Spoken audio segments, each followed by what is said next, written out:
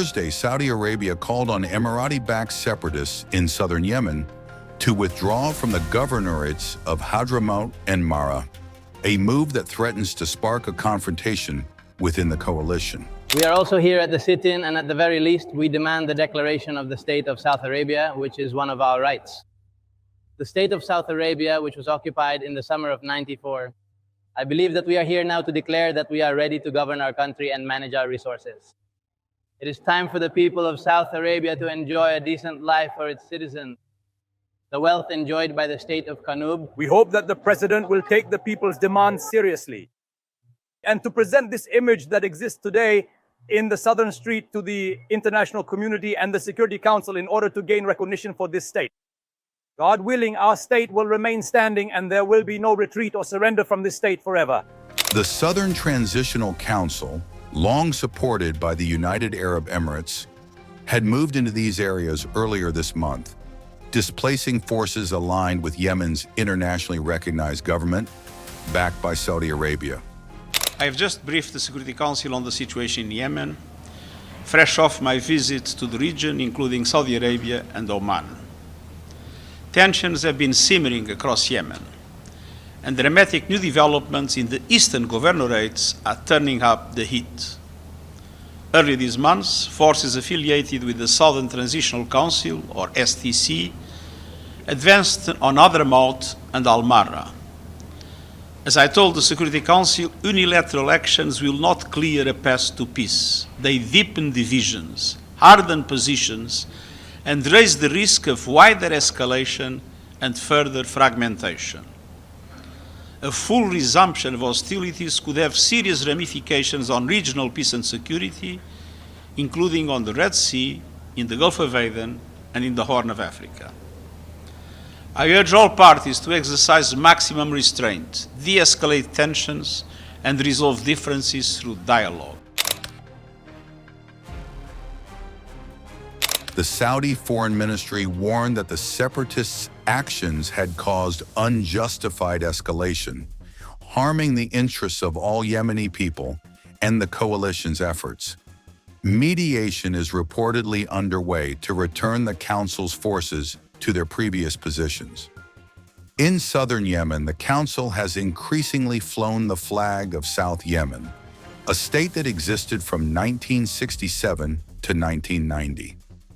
Demonstrators in Aden rallied in support of a renewed southern secession, highlighting deep political divisions even within the coalition fighting the Houthis. The situation escalated further on Friday when the Southern Transitional Council reported Saudi airstrikes targeting their forces in Hadramout. While casualties remain unclear, videos and eyewitness accounts show destroyed vehicles and damaged positions. Saudi Arabia has not formally acknowledged the strikes, but reports suggest they were meant as a warning to force the separatists to withdraw. The rift in Yemen exposes a growing rivalry between Saudi Arabia and the UAE, both OPEC members and regional powers, competing for influence in the Middle East and the Red Sea. Similar tensions are visible in Sudan, where Saudi and Emirati-backed forces support opposing sides in another ongoing war. Let me be clear. The onus is on the Sudanese armed forces and the Rapid Support Forces to end this horrifying conflict now. Under President Trump's leadership and at his direct instruction, Secretary Rubio and Senior Advisor Boulos have offered a way forward via a humanitarian truce. We urge both belligerents to accept this plan without preconditions immediately. We also call on all parties to honor their humanitarian commitments, including refraining from attacking civilians and allowing full, safe, and unhindered humanitarian access throughout the country. We denounce in the strongest terms the December 13th targeting of UN peace. Supplying arms to any of the parties prolongs the conflict and, if the weapons are provided to parties in Darfur in the absence of committee approval, is in violation of the UN arms embargo.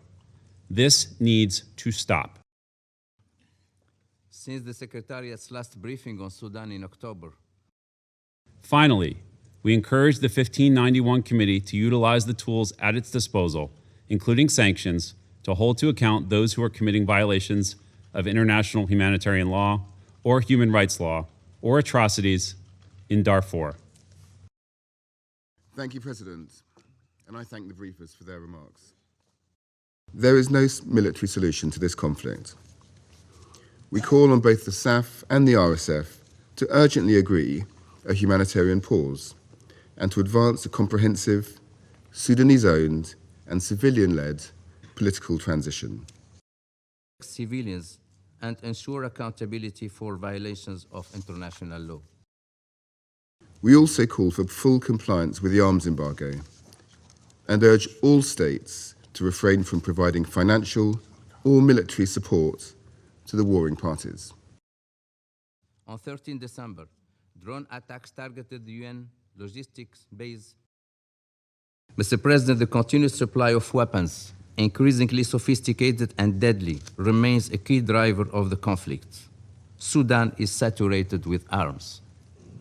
Calls to end these flows have gone unheeded, and there has been no accountability. Meanwhile, the parties remain unwilling to compromise or de-escalate. While they were able to stop fighting to preserve oil revenues, they have so far failed to do the same to protect their population. For the opportunity to discuss the evolving crisis in Sudan and to offer my perspective. At no point in Sudan's modern history has the state, its institutions, or its people been under such enormous threat from both internal and external forces. The risk of partition, breakup, and new catastrophic levels of violence and death are real and will be further realized if aggressive actions are not taken to end the fighting. Consideration of item 2 of the agenda. The Government of Sudan Peace Initiative is born not from illusion, but from necessity, not from victory,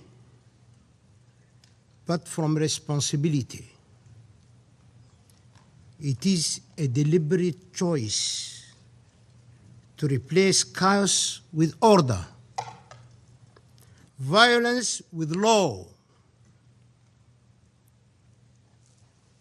and despair with hope.